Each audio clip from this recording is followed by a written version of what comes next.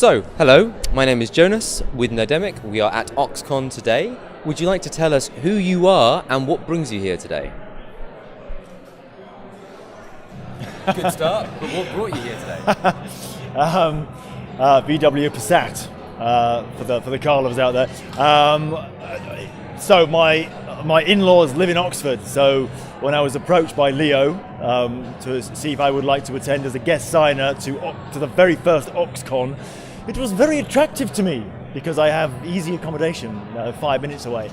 And also I figured that it would probably be in a very nice building. Yeah. And first one, always good to be part of a brand new, the birthing of a brand new Comic-Con in a new town, because you know that it's going to bring cosplayers together and a whole bunch of people in the area together for the first time. So what's not to love, right? Exactly, and like foot through the door now, and you know that if there are future cons, you're going to be more than welcome. Yeah, so next month I'm doing... A founding member. Yes, and I'm doing, and I think if you help someone with their first con, then they do remember you. For example, I did Scarborough last year, and it's their second one this year, and I'm back by popular demand. So... Can't fight the figures, can you? No, it's good. You can't fight the figures. The maths speaks for itself. That's great. So so you're in Harry Potter, I was which doing this. Has a huge fandom of its own, and obviously a huge following. Creation of books. Would you say that you're really into the Harry Potter fandom yourself, or is there something? Maybe are you geeky, nerdy in like a different way? Who is the real Jon Campling? Oh, the real Jon Campling. That's a dangerous question. It's a good question. The real Jon Campling is. I'm trying to give you a succinct answer and failing to say anything. So that's a good start, isn't it? I have a huge appreciation for the world of Harry Potter. I wasn't a fan before I was in the film. As a rule, I like sci-fi. I'm very much sci-fi.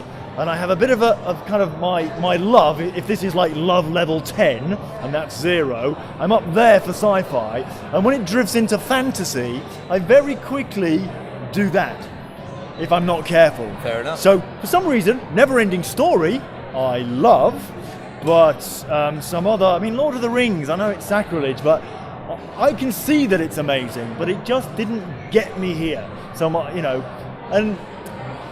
Witches and Wizards, kind of, without being in them, I would have been not really into it. But one cannot fail to be moved by the sheer force of creative nature that JK and the gamut of work has become. I never meet anybody who isn't either a huge fan or someone who admires the work. The fans admire it, obviously, but I meet people who say, no, don't really get it, don't really get Harry Potter. But my word, that is an amazing body of work, and well done to her and to the industry. So it's universally admired. For those who don't love it, it's a unique phenomenon. Yeah, no, I weird answer, I know. Yeah, you're all thinking.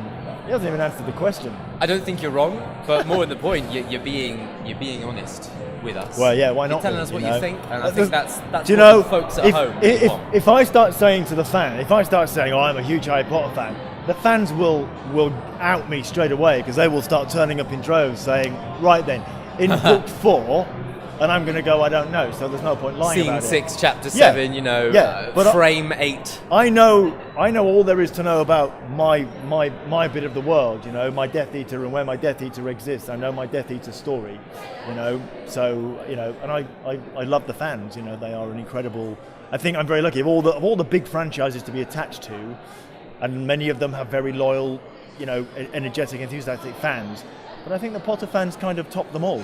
Yeah, I would say so. Somehow, there's just something about it. It's special in a way that none of the other special things are. Yeah, no, what is it? Getting its own theme parks, it's getting its own classes taught in school. And I think people research it as a sport. Absolutely, and it's partly the way Warner Brothers have handled it, turning the studio into the theme park. Genius. Yeah, you're not just going to a made theme park, you're going to the actual set. I've never met a single Harry Potter fan who wasn't thoroughly happy with what they got for their money at the Hogwarts World. So that's really cool. And just a little bit, sort of, how did you end up getting into the Harry Potter thing? So my agent got me a casting.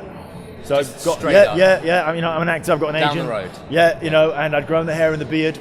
I'd had the hair and the beard for about, maybe 4 or 5 years. still an experiment. Me and the wife were still working out. Is this working? Is this? It certainly moved me from romantic lead to the bad guy. That had happened because beard, bad guy. Why not both? Obviously. Can't be done. Can't be done. If you got a beard, you can't be. You have to be bad, pretty much. But we were like, is it really working? And then bang, audition for Harry Potter. Recall for Harry Potter. Met David Yates, cast as the train-stopping Death Eater. We then had a meeting, me and my wife, stroke PA, at home over a cup of tea. So it was pretty much like any evening in, really, but it was a meeting where we said, probably have to take the hair and the beard real serious now. Just got your part in Harry Potter. We need to really love the hair and love the beard. And obviously since then I have built my reputation on the hair and the beard. But it was just a casting, yeah, like any other, you know. I did meet David Yates in his office, and he did get me to do this, and he did do this while I was doing this. So I was looking around thinking, I wish someone was seeing this, because I'm doing this and David Yates is doing this. That's like mind-blowingly cool. An event in its own, yeah. Whereas I'm sure for him it's like a 5-minute break, so... Yeah, absolutely. And weirdly, it was down to 2 actors, because I was in the green room at Leavesden waiting to see David Yates, and it was me, the actor with the most hair, and a bald actor. So it was going to be all the hair or none of the hair. And the thing is, we already had Voldemort, so it's like, yeah. I think that probably played into the equation. Exactly. Either that or he tossed the coin. You don't want them struggling for the bold space. Campling has it. Good for you, good for you. Well, yeah. I see that question, the real Jon Campling, is still buzzing in my head.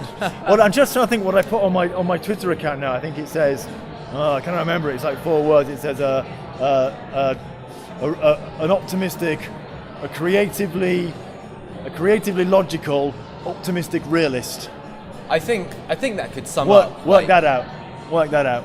Why not? Why not? And if it adds more mystery to it, then you're only doing yourself a favour, really. I think so. Don't give too much away. Thank you so much for your time, Jon. Oh, pleasure, guys. It's great to hear you have at the con. Have you here at the con. Thank you for your time. I don't know what he's saying. Can you know what he's saying? I don't know what I'm saying. We don't do English anymore, I'm afraid. This is true. Yeah. Speaking in text. Thank you so much for your time. You've been absolutely wonderful. Absolute pleasure. Thank you. I hope you're enjoying your time here in Oxford. Obviously, you've got your I'm family loving here, it. so. And I hope we can see you more in the future. Yeah, I hope I'm back in Oxford next year. And I'll be back in Oxford many times, but I hope I'm at a con next year. Well, if you are, we'll see you then, and we can find out Pleasure. what's happened in the year since, which will be fun. So, thank you. Take care. Keep it nerdy.